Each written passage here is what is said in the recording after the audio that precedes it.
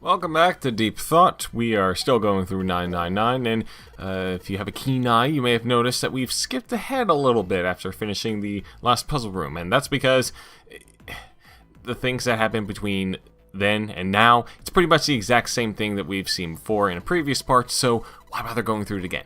You've seen it all already. Yeah, really, the only thing that changes is what kind of key you get, and the order of which you get the key, because it's mostly the same keys you've already gotten. That's pretty much the carryover for the second room choices, because the first room lets you know what kind of item you have, and then the second door choice is what card or key card you then get. Yeah. Because that lets you know which of the three doors you have access to.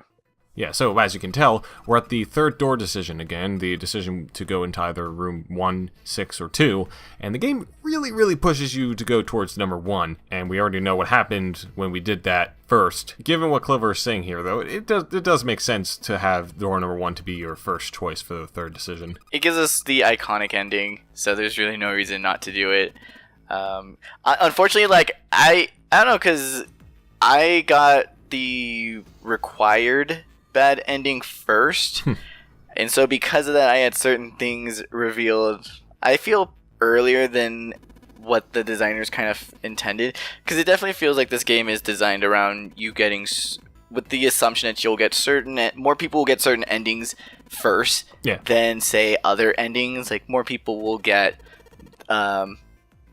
basically non-important endings, but we'll get tidbits of information, and then from there they'll start to get the more plot-heavy endings / required endings, culminating into the true ending.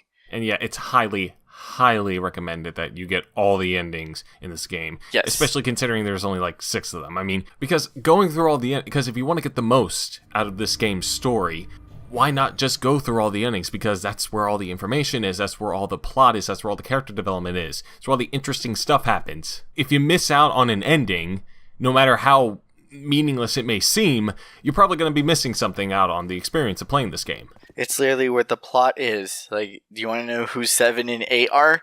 That's where it is. Do you want to see why Clover's character actually has some depth to it? There you go. Like, you're supposed to get those endings. This is one of the few games where I did just get all of the endings. That's how, luckily with all the fast text, because I just wanted to see what they all had.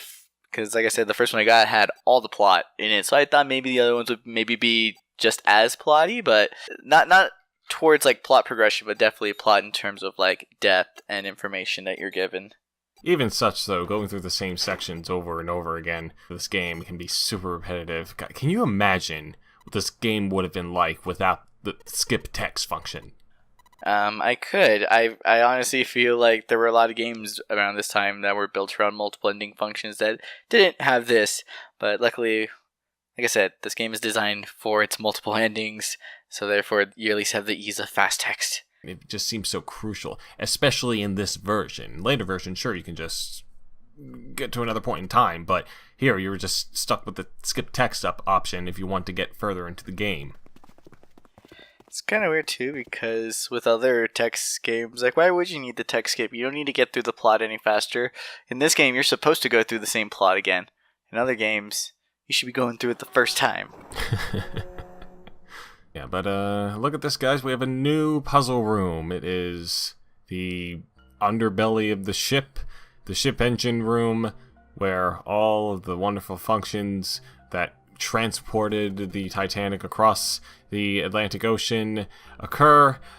I mean, it certainly seems like a place you can get lost in very easily, though, so just be careful where you go and keep track of your items and belongings as well. I mean, the puzzle in this room I know is not too memorable to me, at least, so that already makes me feel pretty lost. Yeah, this puzzle room, it's all right. It's fine. It'll do. It's not very memorable in my eyes either. It's mainly just another item collection thing, or actually, this is more of an do this thing to do this thing, and then you can do this thing, and then you can open the door, which I guess is slightly better than just finding all the pieces of the puzzle and then putting it together to open the door.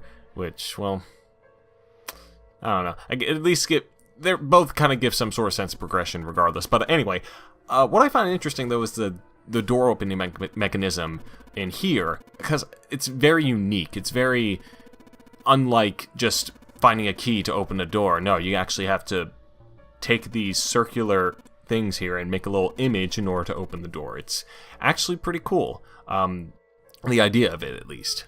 Well, yeah, I mean, in just this ending alone, we had a door that was equipped with a speaker that was listening for the bell chime of Big Ben. And then you had another door mechanism that was designed, well, let's see, in the casino. You had all the cards there. Oh, also, June's having a fever. This is important. Anyways, back to my point. And then after that, we had the blue card that needed the pin placed into it. So yeah, all the doors have these different types of locks, but they're all just fancy schmancy locks at the end of the day. I'm sure a hammer could solve all these puzzles just as easily. Yeah, I mean, not like we can get any now, but if we had the tools, we could probably just smash these puzzles to pieces and get through the door easy peasy. It's not like Zero's gonna notice or anything. I'm just saying, yeah, you have the threat of Zero, but I'm also gonna say, all you have is the threat of Zero blowing you up. And something tells me he might be a little preoccupado. Well, now it's not just the bomb. We have June we have to worry about as well, because, I mean, she's just fainting and fainting all day. Who is she? A wealthy lady with the vapors? Fuck it. I would say this is probably the better part of the puzzle room, because it's nothing really within the puzzle room that's that interesting. It's what's driving us to complete this puzzle that's actually interesting.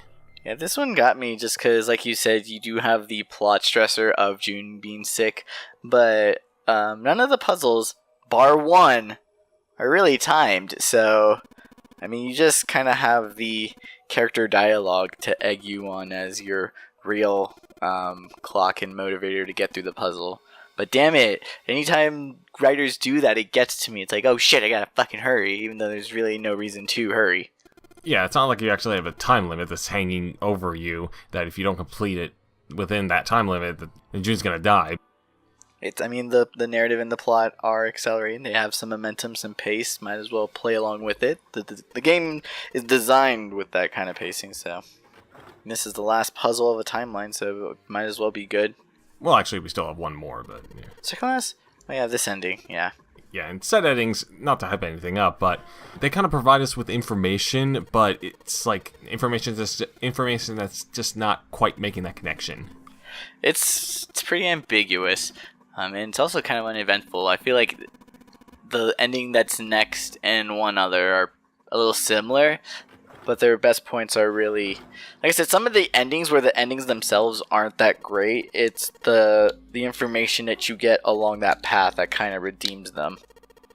Like, yeah, the axe ending is loved for the ending in of itself, but there are some endings that I like just because, by getting that ending, it required certain rooms, and getting the plot in those rooms, it's like, okay, well, that ending, the scene itself wasn't good, but like the route for that ending was definitely very good. Oh, I guess I forgot to cut this part out. What did we break? I didn't break anything. I just forgot to cut this out. Probably cut it out on the playthrough. No, I won't. I don't know, was that a restart? Was that a RNG manipulation? Are we getting a good seed? I'm not 100% sure why I did that. Yeah, I recorded this footage years ago. Whatever, past me must have thought they screwed something up, or maybe I went through the text too fast. I mean, people can just pause the video, you dummy. But or actually, maybe I thought I could not break the wheel this time when Junpei went to grab it, and he broke it, because that's what happened. 100% completion means that you finished the game with all items intact. Not two halves, not a broken inventory, all items, 100%. Oops, it looks like we're not getting 100% this game. Now my gaming career is ruined.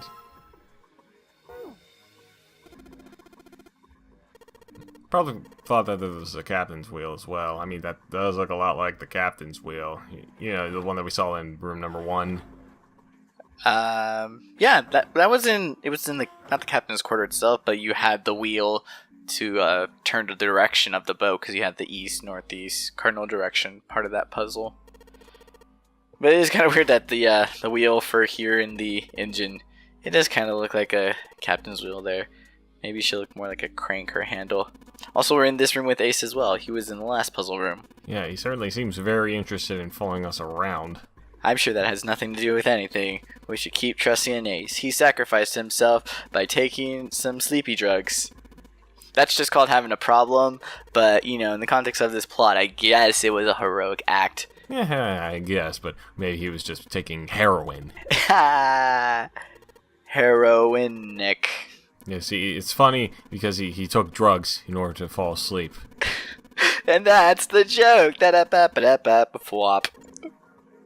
Jeez, oh, this is a really complicated way to get the engine running. I mean, I doubt that modern boats work like this. Well, see, there's engine on, engine off. See, that's how boat engines work. That's what the professional boat mechanics tell me. Oh, yeah, of course, yeah, sure. And here we are, 1912 era-ish.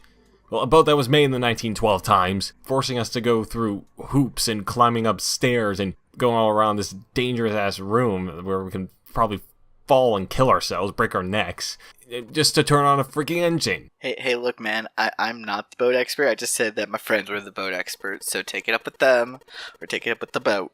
Alright, fine then, fine, I will. I'm gonna write a formal complaint to them, and probably in the meantime I'm gonna kick the fucking boats. Kick it real hard. Buddy, I'm gonna stop you right here and advise you that picking fights with the boat is not the right solution. You should just let it go. Oh, I'm sorry, I forgot. It was illegal to punch and or kick boats. So, as your legal advisor in this kind of situation, just don't fight the boat. The boat will kick your ass. Hey, you don't know that. I could probably kick the boat's ass. It's like a boat, dude. Oh, yeah, like a boat would do very well against me and a hammer. I mean, that's how I'm gonna frickin' get out of this goddamn place. Use a frickin' hammer. Hey, that was my solution to the nonary game. You can't copy me.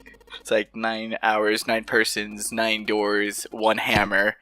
Game over. Here's an interesting thought. What do you think would happen if there was ever a situation like this in reality? Like 9 actual people of varying personalities. Well, 9 actual people in just general were trapped on a boat and had to play this crazy-ass game in order to escape. Do you want to know what the cynical answer, which probably is my first answer would be, is that the 9 people all just start turning on themselves because of their own mistrust and just human grossness. So they all just turn on each other, kill each other, or something stupid. Where the threat of the situation was no match to the threat that just 9 people together serve to themselves. Like the danger of innate humanity. Like that's like a Stephen King book in the works right there. Oh, I'm surprised it already hasn't shown up in one of his novels. This definitely sounds like something that Stephen King would write. Certainly has an optimistic view. These people have been cooperating pretty well throughout the entire game. And to be fair, a good portion of this game does involve just the crew turning on each other. Let's be honest, like a majority, in the grand scheme of, I'm just gonna throw a word out here, time.